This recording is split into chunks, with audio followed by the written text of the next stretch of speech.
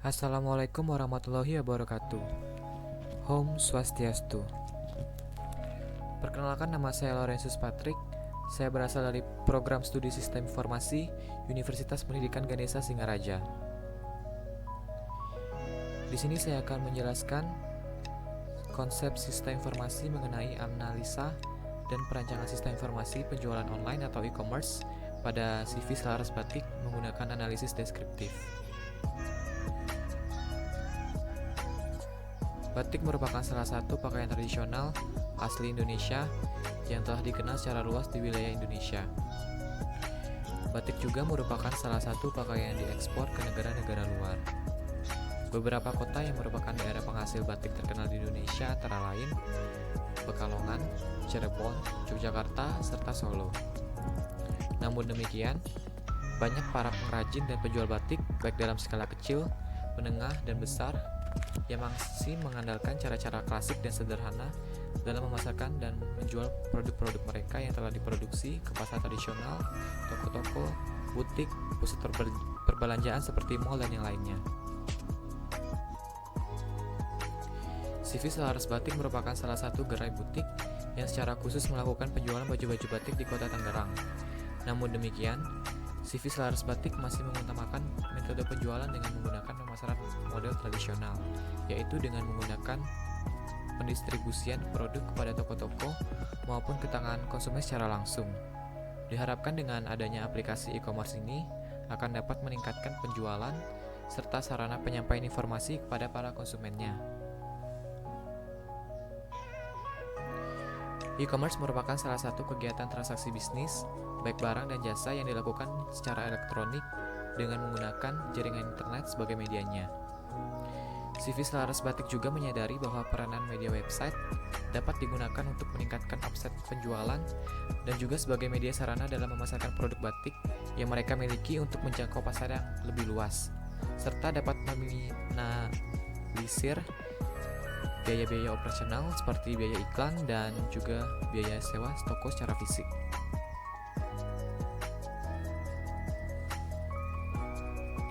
Penulisan ini bertujuan untuk menganalisa pengaruh dari pengguna media website online.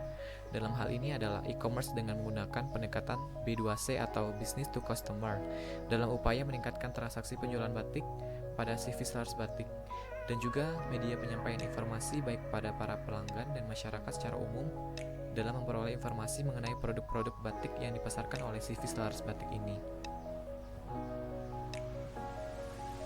Konsep dasar e-commerce. E-commerce merupakan penyebaran, pembelian, penjualan, serta pemasaran barang dan jasa yang dilakukan oleh konsumen melalui sistem elektronik seperti internet, www atau World Wide Web, atau jaringan komputer lainnya. E-commerce dapat melibatkan transfer dana elektronik, pertukaran data elektronik, sistem manajemen inventory otomatis, serta sistem pengumpulan data otomatis. Berikut di sebelah kiri dapat kita lihat ilustrasi dari e-commerce.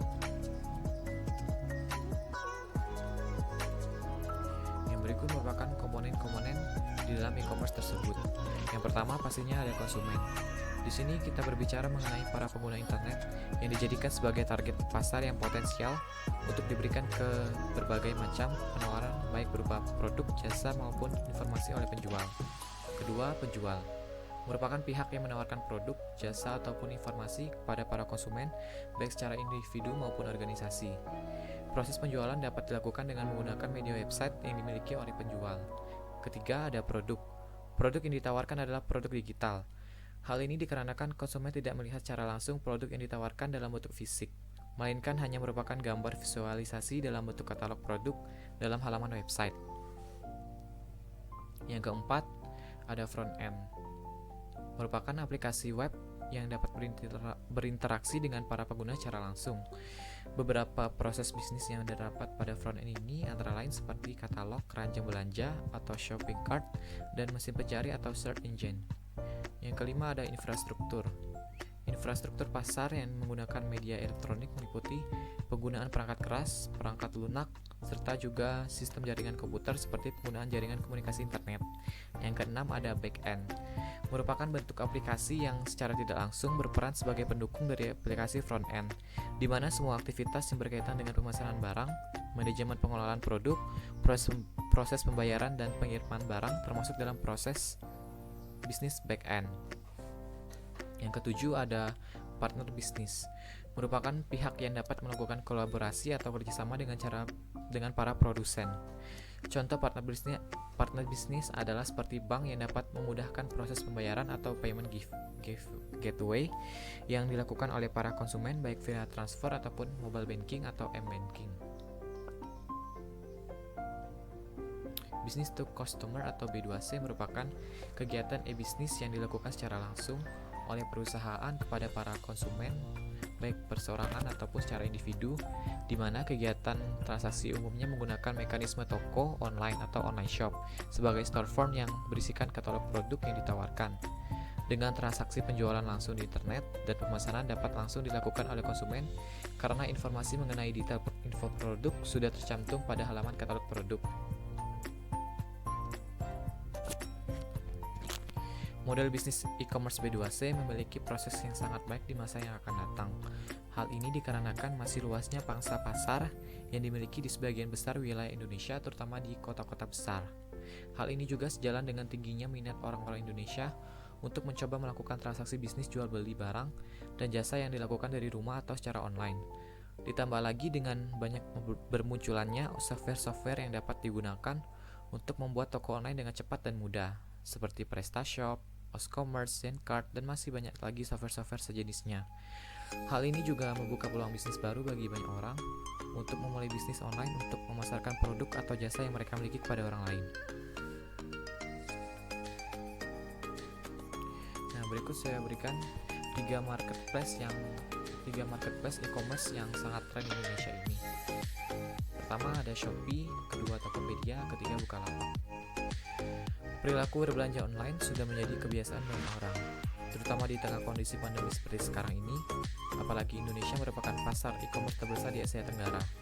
Menurut data dari WR Social dan Outside, sekitar 90% pengguna internet di Indonesia pernah berbelanja online.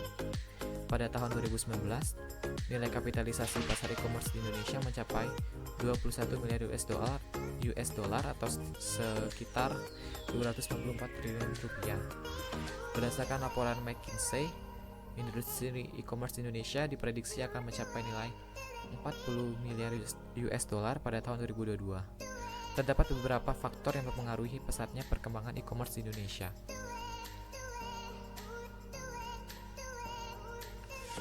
Berikut saya berikan kelebihan dari penggunaan e-commerce ini. Yang pertama ada pastinya menambah pelanggan. Yang kedua, memperluas area pemasaran produk. 3. Biaya hosting web atau domain yang jauh lebih murah dibandingkan biaya sewa toko dalam bentuk fisik.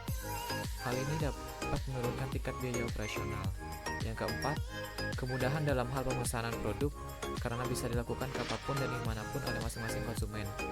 Kelima, meningkatkan merek atau brand. Keenam, kemudahan dalam hal pembayaran tanpa perlu menggunakan uang tunai, melainkan pembayaran melalui transfer via ATM. Yang ketujuh, kemudahan dalam akses memperoleh informasi produk tanpa perlu mendatangi lokasi toko secara langsung. Meskipun e-commerce merupakan sistem yang menguntungkan karena dapat mengurangi biaya transaksi bisnis dan dapat memperbaiki kualitas pelayanan terhadap para pelanggan, namun demikian bukan berarti tidak terdapat kelemahan dalam sistem e-commerce itu sendiri. Berikut beberapa kelemahan dari e-commerce itu. Yang pertama, pembajakan kartu kredit yang dilakukan oleh para peretas atau black hacker yang menerobos masuk ke dalam jaringan sistem server perbankan maupun para merchant online. Yang kedua, hukum yang belum jelas yang mengatur tentang e-commerce dan perdagangan digital.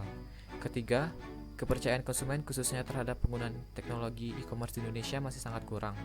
Keempat, masih terdapat perbedaan yang signifikan dalam hal infrastruktur teknologi dan transportasi jika membandingkan dengan kota-kota besar dengan kota-kota kecil di berbagai wilayah di Indonesia. 5. Munculnya modus kriminal atau tindak kejahatan baru yaitu penipuan secara online yang sangat marak beberapa tahun terakhir ini. Berikut merupakan kesimpulan dari pemaparan materi tadi. Pertama, dengan adanya website e-commerce yang memanfaatkan internet sebagai media pemasaran, pastinya dapat memudahkan pemilik toko untuk memberikan pelayanan terhadap konsumen secara optimal, serta memberikan informasi 24 jam yang dapat diakses kapan saja dan di mana saja. Kedua, website yang dirancang dapat meningkatkan penghasilan usaha dagang servis laras batik. Hal ini dikarenakan penghasilan tidak lagi bersumber dari toko saja, tetapi juga melalui pemasaran online. Jika suatu waktu toko sedang tidak dapat dibuka atau toko sedang tutup, maka pemasaran masih dapat dilakukan secara online. Yang ketiga, keamanan sistem transaksi e-commerce ini merupakan isu yang paling utama yang mendapat perhatian khusus dari berbagai pakar teknologi, khususnya peneliti-peneliti di bidang teknologi keamanan dan jaringan komputer. Penelitian lebih lanjut juga terus dilakukan dengan penggunaan SSL atau Secure Socket Layer dan algoritma enkripsi untuk mengoptimalkan keamanan dalam transaksi sistem e-commerce. Di sebelah kanan dapat kita lihat pengguna internet di Indonesia yang makin tahunnya makin meningkat, melunjak.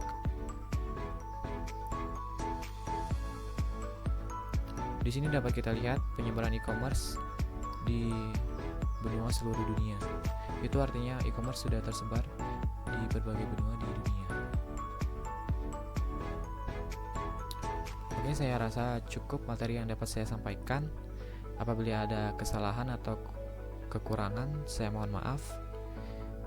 Atas perhatiannya, saya ucapkan sekian dan terima kasih. Jangan lupa tetap jaga jarak dan gunakan masker pada saat berpergian. Assalamualaikum warahmatullahi wabarakatuh. Om Santi Santi Om.